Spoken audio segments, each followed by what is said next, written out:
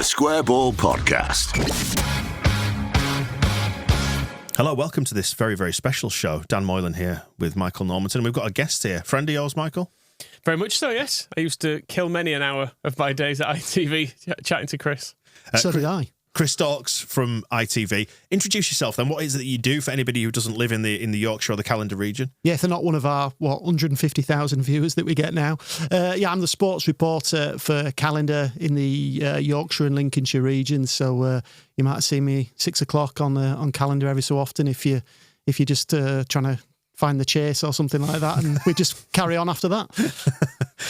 We are here to talk about, as the show title will indicate, Clough and Revie. And if anybody's seen The Damned United, they might remember this scene in it where they put Clough and Revie together on the day that Brian Clough is sacked from Leeds United in 74.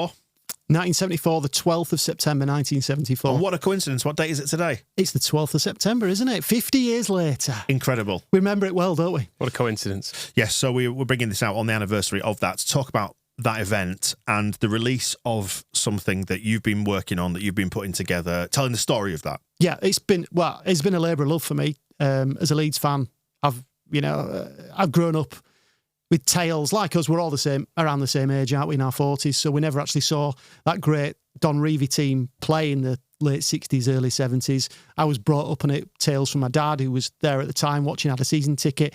But I suppose my first introduction to that team was the Glory Years video, narrated by John Motson, was it? I think it was a classic, the memory match and all those brilliant segments in it. But it almost skirted past the fact that Brian Clough was Leeds manager, didn't it? I think it was a dark period of the club's history, and you never really knew about it. I remember watching it as a kid, thinking, Brian Clough was Leeds manager. What? That guy, Forest manager in the late 80s. Guy who punched a fan, won 2 European Cups. He was Leeds manager. We never really knew anything about it, did we? And I suppose when I started at YTV, 20 years ago now, I got told about this interview, this infamous interview between Clough and Revie in the Calendar studios. And there's so many fantastic things that have happened at Yorkshire TV over the years since it was founded in 1968. Thank you very much. Michael being one of them. Did he really happen, though, or was he just there? He was there practicing his golf shots. I believe there was a putting machine, wasn't there? There was a putting machine, yeah. And that's what you did, isn't it? Some of the time. Yeah, so when he should have been making money for the company, he was actually trying to win the Ryder Cup. Right. I tried. But anyway, we digress, don't we? But yeah, we'll get on to Michael, I'm sure, his career and his... I mean, that's why we're really here. His downfall at ITV as well, probably. But yeah, I mean, there's fantastic documentaries over the years. You know, there's one called All Hull Let Loose, where both Hull clubs went to Wembley for the Challenge Cup final, and we followed them down there. I say we, it was the producers back in the day. And then there's one about Doncaster Rugby called Another Bloody Sunday, which was fantastic. They lost every game. And it's that proper spit and sawdust type programme that Yorkshire TV used to make. And, the famous interviews that Calendar had, Richard Whiteley and the Ferret, and, that shot of the hotel crashing into the sea in Scarborough. And this was one of those interviews that I was told about when I first started. And I suppose it wasn't until David Peace brought out The Damned United in 2006 that the public got to know about this interview as well. And since then, it's become almost this mythical thing. How on earth did these two guys, or how did they get these two guys in a room together, these two sworn enemies at the time, Clough and Revie? And basically the documentary is about how they managed to do that and how Clough and Revie were cajoled into agreeing to this incredible interview. It absolutely fascinates me, does this? Because I've seen The Damned United. I was aware of the interview before, because it does occasionally sort of surface, doesn't it? Around the whole thing is on YouTube, I should say, as well. If you want to watch the actual full interview as well, that's all up on there. Yeah. It's half an hour of TV gold, isn't it? Yeah. There's a lovely tension about the whole thing. I was going to say, can you think of, because we were talking before we started recording about this, saying it's remarkable that this took place on the day that Brian Clough was sacked. I mean, can you even think of like a modern analogue? I try to imagine it being like, I don't know, Bielsa and Jesse Marsh sat in a room together, except, Bielsa wouldn't hate Marsh and vice versa. But they really were sworn enemies in the football world. But it's the only closest equivalent I could sort of draw in my mind. John Helm, who I spoke to for the documentary, was working for Radio Leeds back in 1974. He actually said that it's like Trump Biden.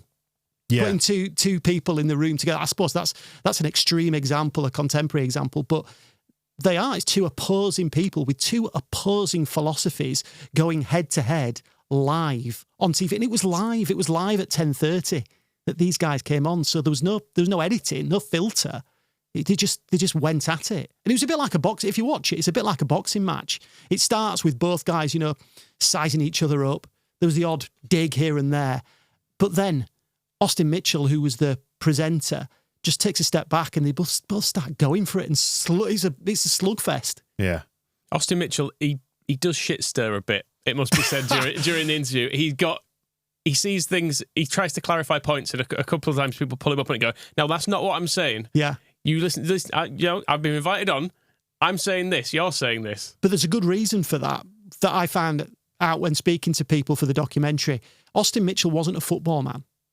He knew nothing about football. I mean, there was an apocryphal tale that they chose Austin Mitchell because he was the only sober man in the building, because they used to have a bar at YTV. Ironically, that is now the newsroom. Is that why you left when they closed that, Michael? It shut just as I arrived, actually. We worked where the bar was. Yes. That was our office. Yeah. It was, it was the old tales about people used to go and get pints and packs of cigs on the company account and stuff back in the glory days, but missed all that. Oh, that's a shame. Yeah, I think it was open for the odd party and stuff because it still remained, but the sort of day-to-day running of it, apparently you can't drink heavily while at work. It's bloody woke, isn't it?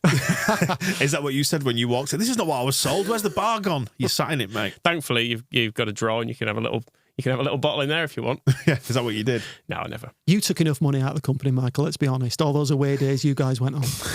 Only thing that kept me there. But getting back onto Austin Mitchell, Who was Austin Mitchell, for anybody who's not familiar with? So Austin was the calendar presenter at the time. He actually came over, they poached him from a news organisation in New Zealand when Calendar first started in the late 60s. And he was just a fantastic interviewer. He was a great listener. I suppose that's what the best interviewers do, don't they? They listen to what people say and they react accordingly. And that's what Austin Mitchell did. But I spoke to him actually in 2020. I think I was the last person to actually interview him on air before he sadly passed away a year later. I was doing another 50th anniversary of a famous, infamous, I suppose, music festival in Calderdale that went tits up, essentially, and loads of people got taken to hospital with exposure because Yorkshire weather. Yeah. And I remember saying to him at the time, I'm going to come back and see you in 4 years' time because you know what it's about. It's that Clough Revie interview. And I think so many people have asked him about it over the years, and I was desperate to find out more. But sadly, he passed away and we couldn't have that conversation, which would have made brilliant copy for the documentary. But we have got him in there, Austin speaking in 2009, talking about that interview.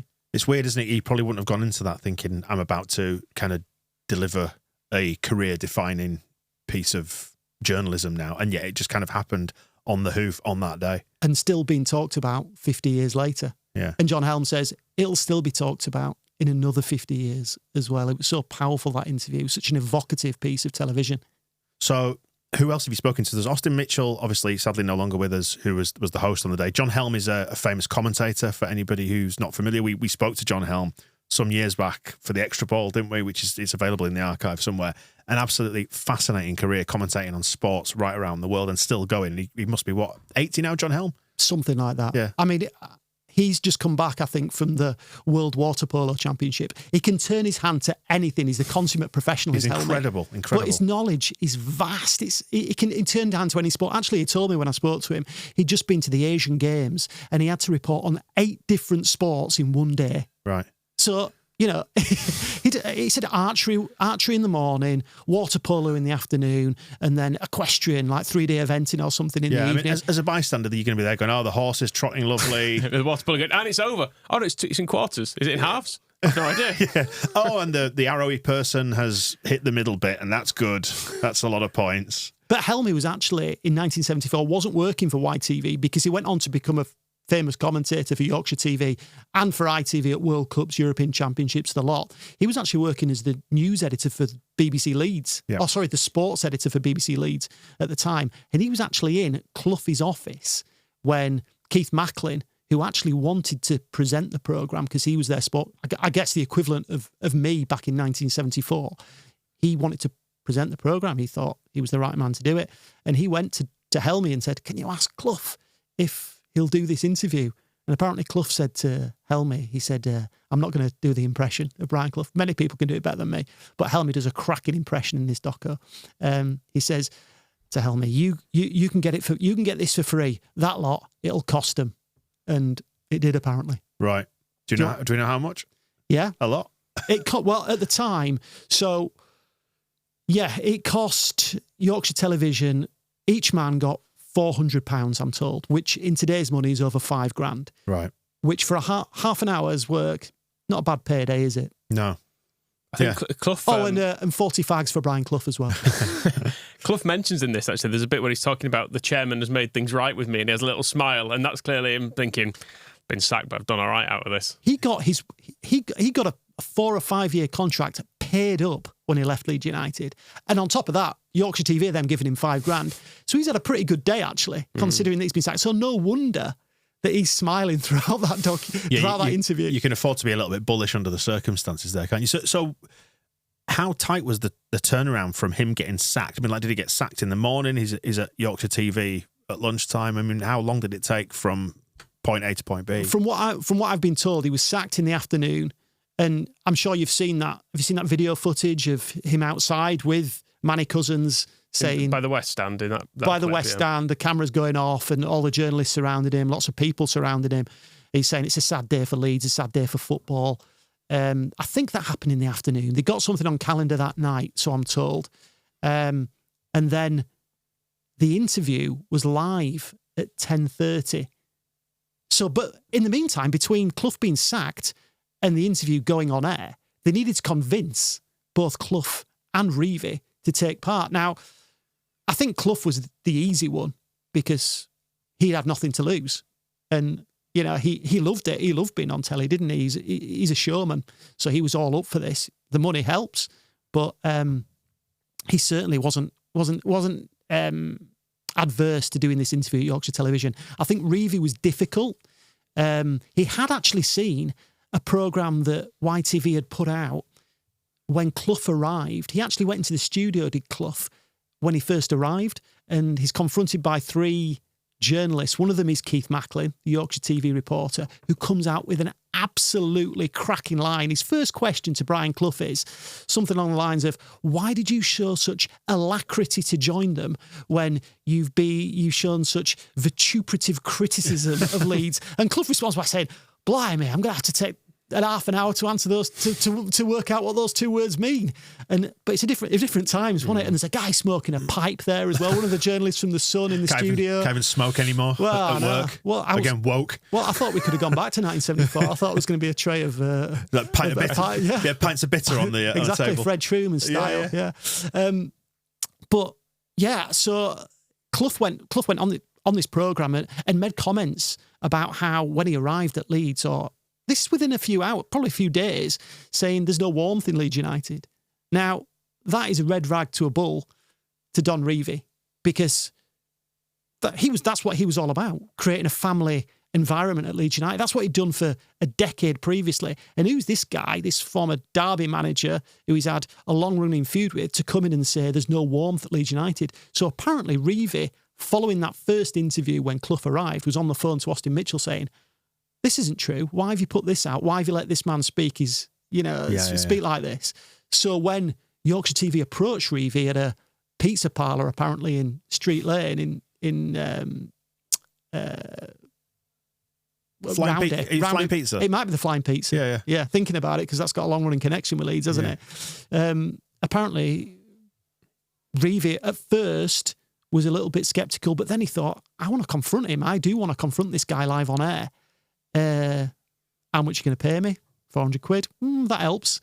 What you paying him? Well, exactly. I think it was. Yeah, it would have been, wouldn't it? Yeah, but I think that, again, that's a story that's been told, that these 2 guys didn't know that the other one was going to be there.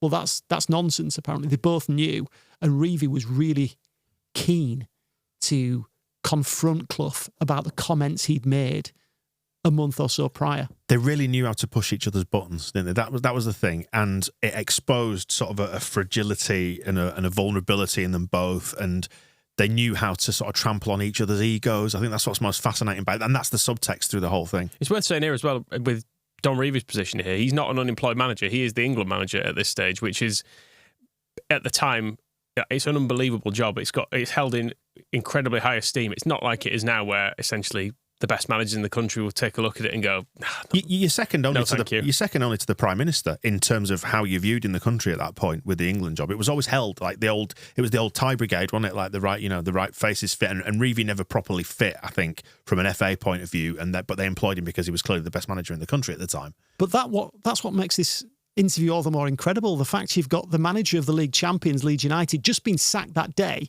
and the manager of England in a regional news studio together at the same time. I mean, that would never, ever happen today. I mean, we're lucky if we can get an interview with a Leeds United player, let alone getting the guy who's just been sacked as manager and the current England manager in a studio together. And they will go through, players these days and managers will 99% of the time just go through some platitudes, won't they? Yeah. We go again, great bunch of lads. The sort of the stereotypical football stuff. The training, yeah. Yeah, whereas this is just, there's an attempt at being polite between them at points, but it's fairly thin, and I would say it's two alphas, it's two stags butting heads. Yeah. I mean, there was no media training back then, so that was out of the question. I mean, like I said, it was a boxing match.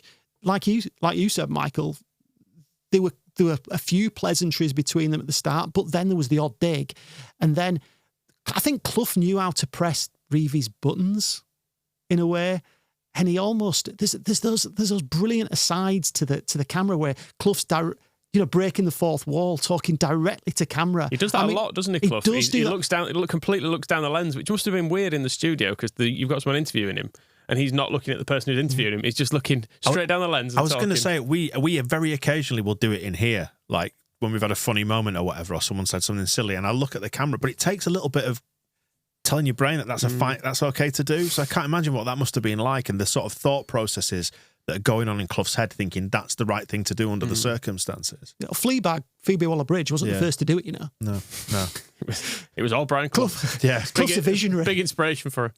Yeah, I think it's fascinating that there was enough of an allure there in the idea of confronting the other on TV that they both agreed to do it. Like I said, it speaks to ego, and I don't mean like rampant out of control ego. I know Clough became famous for that and he demonstrated it a lot, but equally the book The Damned United is actually about his vulnerability, whereas the film isn't. It's got a completely different tone to the book. You know, it's about his struggles with alcohol, his vulnerabilities, his paranoias and things like that, his need for Peter Taylor and things like that. It's a much more balanced thing. And I know that Johnny Giles sued, didn't he, for is it David Peace who wrote it? And you spoke to David Peace. I did, yeah. Yeah. The film it's got a completely different tone, and it always annoyed me that the film sort of was a bit reductive in that way. It touches on his vulnerability, but doesn't explore it properly in the way that the book does. Yeah, the film is very much Brian Clough is the winner. He's the hero. Is the essential underlying tone of it, isn't it? Yeah. Whereas this and the book and the truth of the way it actually panned out is a lot more nuanced than that. Yeah, huge amount of nuance. Yeah. David Peace, Huddersfield Town fan, he actually went to Brian Clough's first game as manager of Leeds United. They played the pre-season friendly, Leeds against Huddersfield at Leeds Road. And he also was there at Clough's last game. Apparently that was Leeds against Huddersfield as well. So he had this himself autobiographical association with Brian Clough. And I suppose that's what inspired him to write The Damned United. He says that, him and his dad used to talk about it all the time. What went on in those 44 days? How did this come about? And he used that interview at Calendar. He said he sat at home in his house in Ossett, transcribing the entire interview to get all the little idiosyncrasies from both guys, his ums and ahs, and how and I think each character, the depiction of each character in The Damned United was based heavily on that interview that was done at Yorkshire TV. That is fascinating, isn't it? How it all sort of came together. Who else did you speak to then? So you got David Peace, you've spoken to John Helm, who's the commentator and local journalist at the time. Yeah. So I've spoken to Graham Ironside, who was fascinating. So he was the news editor at Calendar back in 1974. Scottish guy, very, very. I think he was very scary around, as newsrooms were back in the 70s. But he was very authoritative on the subject. Great memory. He was good. I spoke to Nick Smith, who was the director of the actual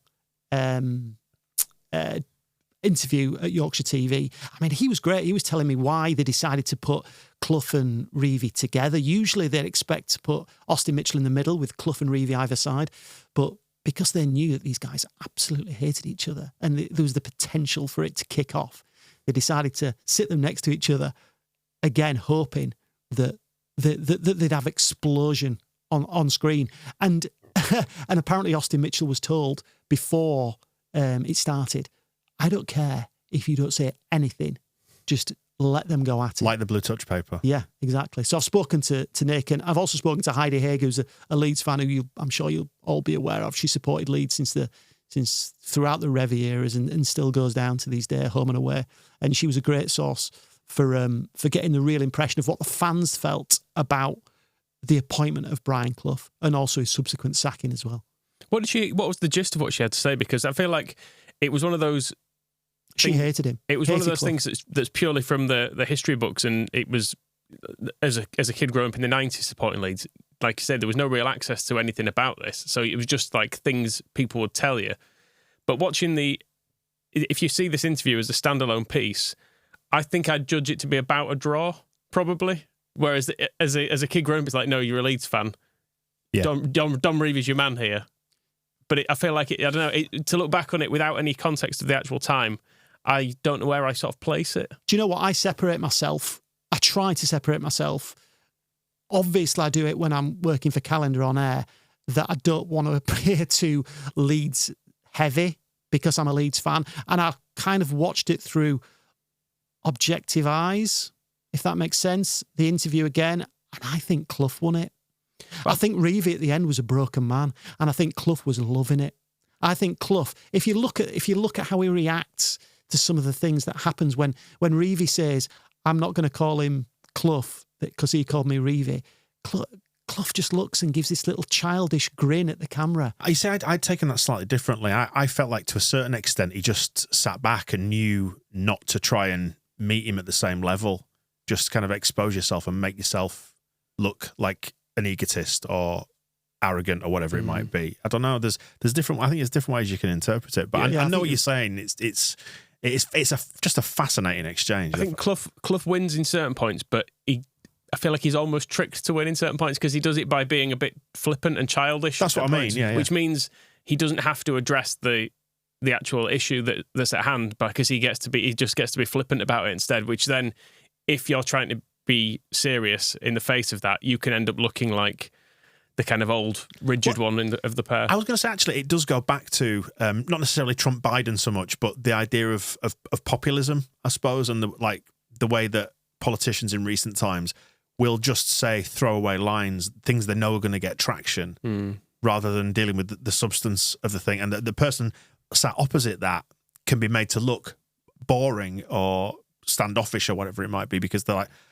I'm not getting involved in this. Because on certain things, where one of the main points in it is Revie saying, did you have a meeting on your first day? Which actually seems like an obvious thing. And Clough's going, I didn't have time to do that. I was training, I was doing this. And I think Clough manages to sort of dodge that issue. Whereas I think that's actually a really very solid point that he's making. It's like, well, obviously you should have had a meeting with people. You should have met people. You should have introduced yourself at the club. Like, this is, if you're going to take over from me and the way I ran it, you obviously need to get to know people. But Clough manages to make it almost turn that back into being, oh, that's because you're old-fashioned and a fuddy-duddy, and that's just your daft way of doing stuff. Revie couldn't comprehend why Clough hadn't met everybody at the club. The office staff, the tea ladies, the laundry staff, people like that. He just couldn't get it in his head. That's what I mean. I think he disarmed Clough in that way, though, I think. The two polar opposite characters, aren't they? Let's be honest. Yeah. You know, they come at it from a completely different perspective as well. And as I said previously, Clough had so much experience in TV before. He knew what to do. He was a pundit prior to this interview, and whilst he was a manager as well, TV was his game. It was his arena as well. as was being in a dugout. But it's funny what you said about the populist, being populist at the time, because that interview was, the next day, was quoted verbatim, word for word in the Daily Express. Right.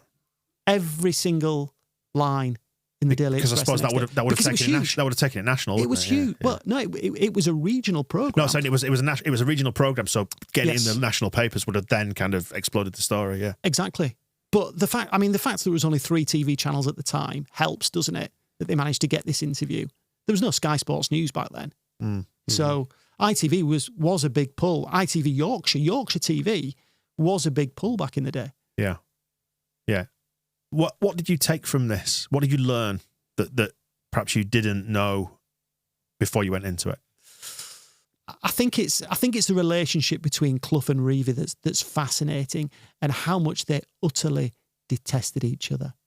It's proper oil and water, isn't it? Chalk and cheese, the pair of them, and I think it's a toxic combination. It oozes out of the screen when you're watching it, and there's a certain amount of actual discomfort in watching it, knowing that you've put 2 effectively sworn enemies against each other. And like I said, going back to that kind of sporting, because I'm at a point now, I don't know about you, like I would struggle to say that I hate anybody in life, like genuinely hate, like I couldn't be in a room with anybody just about.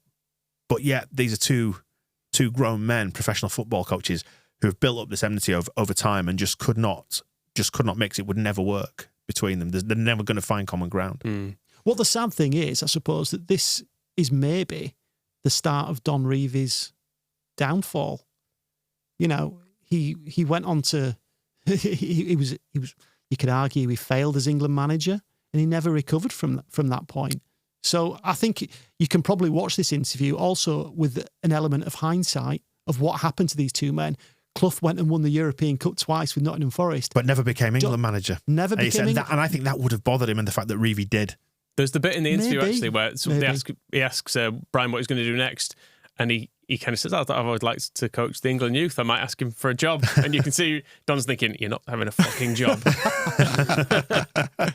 But it's just not said. But he doesn't need saying. It's funny actually to say about the way, I suppose the way they are at the time as well, because as someone who, as we all were, who will have been far more aware of late era Brian Clough, which was quite a sad sight really. Like he was not in good shape at all, was he, by the time he left Forest? He's like a completely different person in this than the one that I remember as a kid. Yes, like it's just strange to actually see it, because I suppose just didn't see any of this stuff of him in his heyday particularly. Well, I think it's well documented, isn't it, that alcoholism played a part in Clough's later life, and that was always one of the questions, whether Clough had a few before doing this interview, and I was told definitely not by one source. Another source told me he'd had 5 bottles of champagne delivered to him in his Leeds office after being sacked. Right. So whether he drunk those before he went on Yorkshire television, I don't know. But yes, one of the people I spoke to definitely said that there was no alcohol to Clough. But as we know later in life, he did like a drop or two. And I suppose that's the impression we've got of Brian Clough in later life, late 80s, early 90s, when he faded out of the game and left Nottingham Forest. I suppose that's how I see him historically, is that he was someone who did bad stuff at Leeds, and then the guy I saw on TV as Forest manager in my very earliest days of watching football, and I was like, that guy, what did you give it to him for? Because he appeared incredibly vulnerable. Like late era Brian Clough was incredibly vulnerable. Yeah, like you say, he almost cut quite a sad figure. Yeah, definitely. Whereas in this, you can kind of see what his appeal was and why he would have been able to get jobs at the time. Whereas I suppose as the earliest tales I heard of Brian Clough, it was almost confusing to me as to how he'd ever got the Leeds job in the first place. I suppose you could argue that Clough was ahead of his time, in as much that he knew how to press the buttons, not just for other characters within football, but also the viewing public as well. Very much a Robbie Savage, Chris Sutton type these days. You know what he said about remember the Polish goalkeeper when England were knocked out of the World Cup?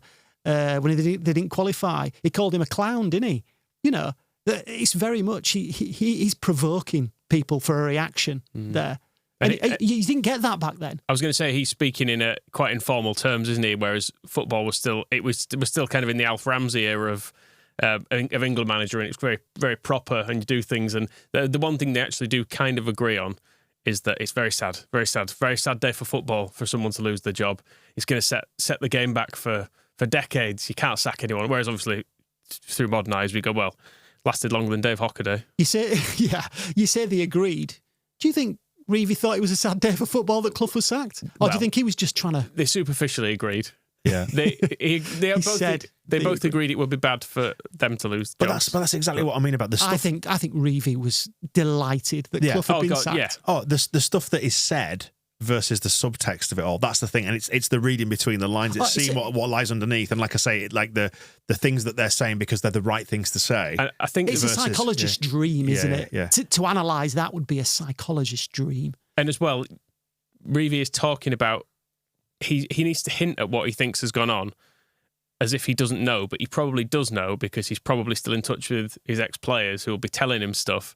But he can't say, "Oh, I've had player X on the phone who said you're doing this, who said you said this, who said this is going on day to day." So he has to talk in more general terms. Yeah. And Clough probably knows that some players have probably spoken to him as well. You know that I know that you know, and all that. Yeah. So that kind Exactly. of thing. There's probably a fair amount of that gone on as well. Yeah. But the shackles do come off, don't they? In the last 6 or 7 minutes of the interview, and they just Austin Mitchell doesn't talk for 4 minutes at one point. They just go at it, and in the documentary, I've done a bit of a montage of that with those who I've spoken to for the documentary, watching it and reacting to it.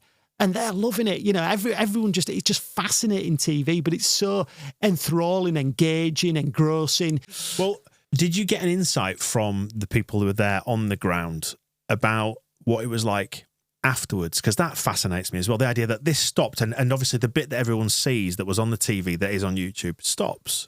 But then what? What do they do? Do they just head in separate directions? Is there a shake of hands afterwards? What do they do? I asked the question, what did happen afterwards? Nobody told me what happened with Clough and Revie. I can only imagine that they just went their separate ways.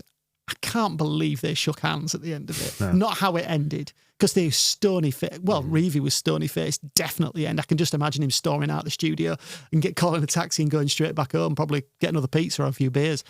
But at the end of the programme, it was just the people who were working on it were like, "Oh yeah, that's our work done. We're going to go home. Tomorrow's another day. We've got another calendar to produce tomorrow. So thanks everyone for staying a bit longer. But yeah, we'll see you tomorrow morning." Surely, if you're there in that environment, you know you've got gold. I don't think they did, because like I said earlier, they produced this. Yorkshire TV produced this sort of thing on a regular basis. I mean, it's only recently, because of the Damned United, I think this interview has gone down not just in TV history, but in football folklore as well.